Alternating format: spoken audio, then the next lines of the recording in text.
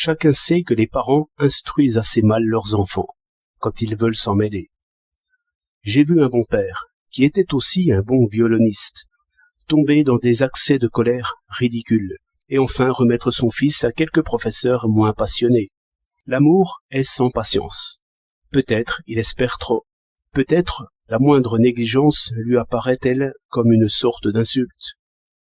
Enfin, ce sentiment, si porté à expliquer les fautes et à les excuser, lorsqu'il juge sur le rapport du maître, devient plus sévère qu'il ne faudrait s'il enseigne lui-même. Mais je ne suis pas surpris que l'on soit si sévère pour les siens. Ne l'est-on pas étrangement à l'égard de soi-même? Un homme pardonne bien aisément une maladresse d'autrui, mais le souvenir de sa propre maladresse le fait encore rougir 10 ans après. Ainsi rougit-il de l'ignorance de son fils comme il rougirait de la sienne propre. Il perd toute mesure, et les choses n'en vont pas mieux. Aristote a dit que le sentiment bientôt tyrannise, et il faut voir les deux côtés.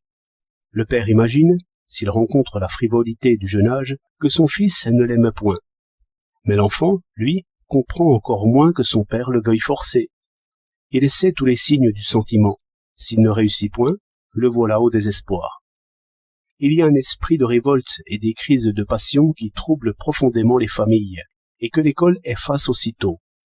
J'ai vu un enfant hurlant que l'on traînait à l'école. À peine la porte refermée, il se taisait. Il se trouvait écolier par la force de l'institution. C'est qu'un genre d'indifférence qui, pour le maître de métier, agit fort promptement comme un climat. Précieuse chose que le sentiment, mais n'en attendons point des services qu'il ne peut rendre. Le tyran pensait bien que Guillaume Tell tremblerait à cause de son fils.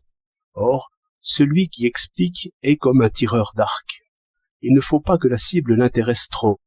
Selon moi, le bon maître est assez indifférent, et il veut l'être. Il s'exerce à l'être. Un père peut dire à son fils « Fais cela pour me plaire », mais à la condition qu'il ne s'agisse pas de faire attention, d'examiner, de comprendre. Car, chose étrange, la bonne volonté trop marquée, l'ardeur, la vivacité, tout ce qui ressemble à la passion enfin, sont tout à fait incompatibles avec l'exercice de l'intelligence.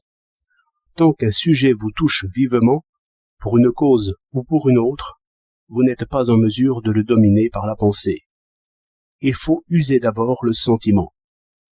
D'un autre côté, le maître ne doit point dire « faites ceci ou cela pour me plaire ». C'est usurper sur les parents. Et l'enfant, qui a une extrême pudeur là-dessus, ressentira souvent toutes les preuves d'affection comme des espèces d'injustes contraintes.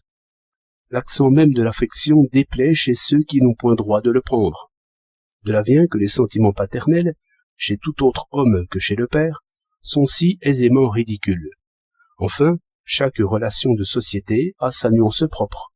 C'est au père qu'il convient d'agir en père, au maître en maître. Quelques-uns là-dessus ont des scrupules. Un père craint de trop aimer. Un maître s'exerce à aimer. Je crois que ces scrupules gâtent tout. Il faut que chacun soit bien ce qu'il doit être, et que l'harmonie naisse des différences. La force de l'affection, quand elle demande, c'est qu'elle pardonnera tout. Au contraire, l'autorité ne peut que s'affaiblir à vouloir deviner les pensées et provoquer les sentiments. Car si elle feint d'aimer, elle est odieuse, et si elle aime réellement, elle est sans puissance. J'ai observé, et cela est connu de ceux qui ont appris le métier, que, dès que l'enfant se découvre le pouvoir d'affliger réellement le maître par sa paresse ou sa frivolité, aussitôt il en abuse.